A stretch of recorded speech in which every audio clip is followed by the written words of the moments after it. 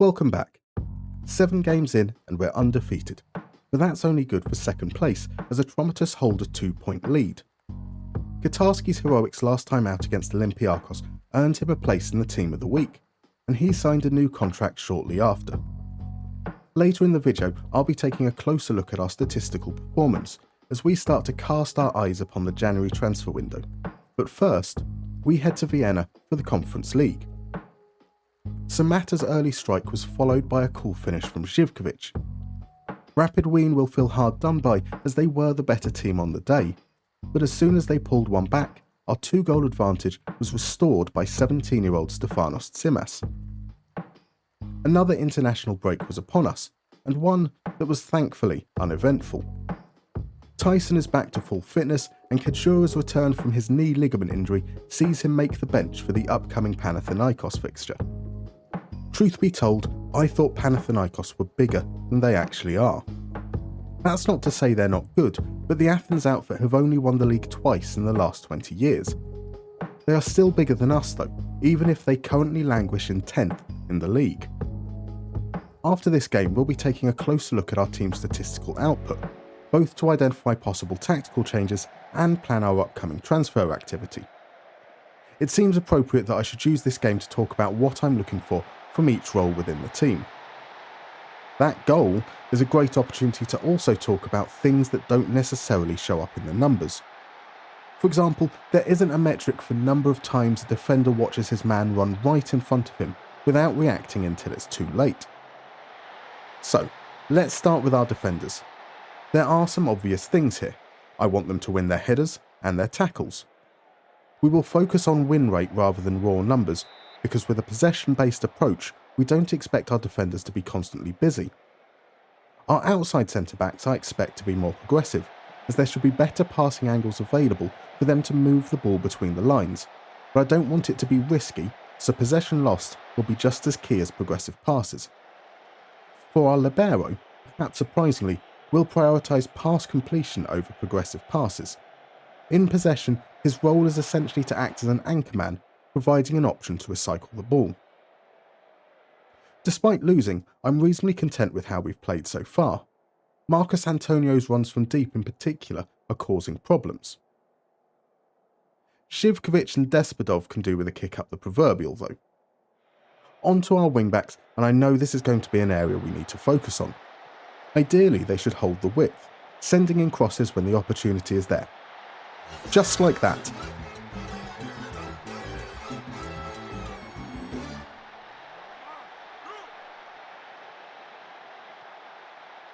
Barber does a great job, beating his man, drilling it low, and Despodov won't score many easier than that.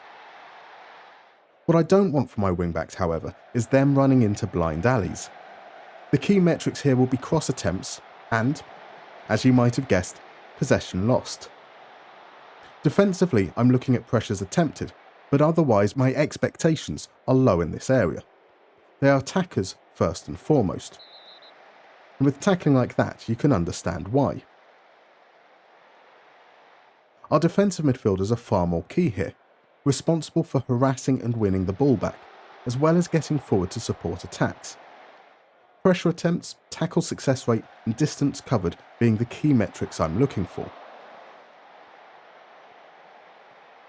We have 3 more roles left: the creative midfielder, the link striker, and the goal scorer. The creative midfielder, I'm looking for what I call excitement factor. That's dribbles, key passes, shots, and free kicks won. For our goal scorer, the focus is on shots and XG over performance. And for our link striker, it's a combination of both. And, right on cue, Tyson sets up Marcos Antonio to give us the lead.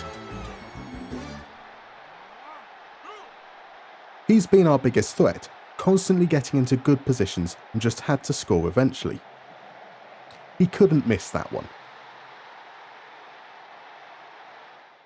One final point on the link striker. Depending on the profile of the player, I might look towards headers instead of dribbles. The important factor here is whether they can link play as opposed to exactly how they link play. Now that is a great result. over 0.2 xg per chance without a penalty is pretty sensational. Keeping Panathinaikos under 0.08 xg per chance and restricting them to fewer shots after the red card than before is quite frankly ridiculous. Not quite ridiculous enough, however, for Laratsis to avoid being called an idiot. Right, let's talk performance. These are the outfield players who have played over 300 minutes, split by position/role and sorted by alphabetical order. Let's take a look at each group in more detail. First up are outside centre-backs. Kostas Kouliarakis is exactly what I'm looking for. In the 90th percentile for progressive passes while still being very safe in possession.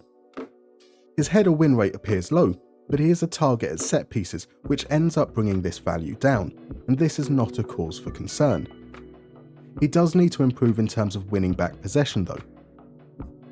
Kajura and Troost-Ekong do regain possession more frequently, yet have fewer tackles won per game. This is to be expected as they are often on cover duty. This is to help us when the libero is out of position early in transitions. Whilst both players are doing well in terms of progressive passes, they are turning the ball over more often, and this is something I'm keen to address. In the short term, we'll encourage them to take fewer risks, as this otherwise isn't a priority area for the transfer window. On to our central centre-backs, and there's not really much to distinguish between either of them. Nasberg is safer and better at winning the ball back, which is ultimately what I prioritise from the role, but Michailidis has the advantage of being homegrown. It is also probably worth viewing the in-possession metrics in comparison to defensive midfielders, as that's where they line up, and here we can see that both players are performing more than capably in that respect. When we look at our defensive midfielders, we can immediately see an issue. Our out-of-possession approach is based on dropping into a low block, funneling play inside, and then harassing like crazy. It is a little alarming then that we are registering such low figures across the board for pressures attempted, and will consider possibly changing at least one of the roles to be a ball-winning midfielder. Marcos Antonio is probably the closest to what I'm looking for. Whilst his pressures are low, his tackling is sensational, and his ball carrying is what I want to see from a true two-way midfielder. This has been a position that has been strengthened quite a bit over the summer, but we do need to see further improvements. From one problem position to another, wingbacks. With 7 goals and 21 assists between them, you might think I'm being harsh, but those possession lost figures and pass completion rates are appalling. Burina is perhaps the exception here. He completes nearly a third more passes per game, yet loses the ball less frequently. Unfortunately, that's all his 37-year-old legs can muster, and he makes absolutely zero contribution on the defensive side of the ball. As this is an issue across the board, it's indicative of a tactical issue rather than a personnel issue. I've said it before, and I'll say it again. I want my wing-backs to hold the width, cross the ball, or pass inside. If the opportunity is there, get into the box and score a goal or two. Perhaps counterintuitively, I am thinking a change to inverted wing-backs might help here. With no wingers in front of them, they should still stay wide, but by encouraging them to drift inside, they might be less prone to running themselves into trouble. On to attacking midfielders, and a wonderful illustration of two players with greatly different profiles. Konstantelios is very assured on the ball, in a manner that much belies his age. He isn't, however, affecting the game in the final third as much as we would like. Zivkovic is more risky and reaps the rewards of that approach. His team-leading 14 goal contributions so far, 7 goals and 7 assists, is evidence of his creative output and exactly what I'm looking for from the role. Finally, strikers, and this is probably the area of the team that is strongest. Tyson has taken to his new role like a duck to water, and his in-possession metrics show how suitable he is to that link striker role. His 47% conversion rate is unlikely to be sustainable over the course of a whole season, and I expect this to regress at some point. Samatta is doing a great job as an out-and-out goalscorer. As a Villa fan, this is not something I ever imagined myself saying. He doesn't contribute much outside of shooting, but that's ultimately what I want a goalscorer to focus on. Despodov is somewhere in between the two of them. Arguably more exciting and dynamic than Samatta, but his XG overperformance pales in comparison. More comfortable as an inverted winger, it might be interesting to see how he performs if given Tyson's link striker role. Canis is what I want from a backup/rotation option. As long as he is happy with limited game time, which he currently seems to be, then we've got someone who can step in for Despodov with relatively little drop-off. So what does this all mean? Well, firstly, as mentioned, there are some tactical changes to consider. I won't be doing these all at once, but now that Panathinaikos are out of the way, we have a couple of games where we might be able to get away with a little bit of experimentation. We also want to set up some recruitment foci for the upcoming transfer window, and this is as good a time as any to introduce you to our new scouting team. It's not particularly big, as finding applicants who share our tactical vision has been difficult. Now, there aren't any gameplay benefits to hiring scouts who prefer a certain formation, but I am committed to this dogmatic approach, and so I'll embrace the challenges this creates. I have two types of scouts. Regional scouts, who will be responsible for building up a general pool of players from their areas of knowledge. Former Hamburg scout Werner Brocker will cast his eyes upon Central Europe. Jean-Luc Bassine will specialise in France and Belgium, and Kike Gonzalez will scour the Iberian Peninsula. That leaves me with Bolton legend Ibrahim Bar and the man with the most French name ever, Joao Bonneau, who will be my positional scouts. These will be foci to fill specific spots in the squad. Based on what we've just looked at, I've set up foci for a left wing-back and a defensive midfielder. In both instances, the general settings are the same. Transfer and loan, 1-star current ability, 2-star potential, and aged between 19 and 35, as we don't want to restrict results. Greece, and then the areas covered by our regional scouts. And ongoing priority, as I want this running until we find who we need. Once we have results, I'll be going through how I assess these, but for now, we wait. We have 2 more games to go this month.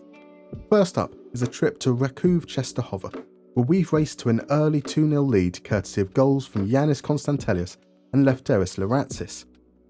Czestochowa pulled one back in the second half, but we were good value for the win. The Conference League has been great for helping us build momentum, and that's now 3 wins from 3 in the group stage, and we're in a good position to progress to the knockout rounds. That brings to an end our run of 5 consecutive away games, and we finally get to grace the Toumba for the first time in over a month as we play host to 5th place Panathinaikos. Michailidis got us the breakthrough from a well-rehearsed training ground routine, before Despodov narrowly beat the offside trap and Kouliarakis powered in a header from a corner. Burina scored his first goal of the season from the penalty spot to secure a 4-0 win and our first clean sheet in 7 games. It was a dominant win, and our first time trying out inverted wingbacks on both flanks. I'm not yet fully convinced, but there are encouraging signs for sure. That brings October to a close, and we finished where we started, 2 points behind Atromitos in the race for top spot. November sees us head across the city for our first proper derby of the season against local rivals Aris. See you then.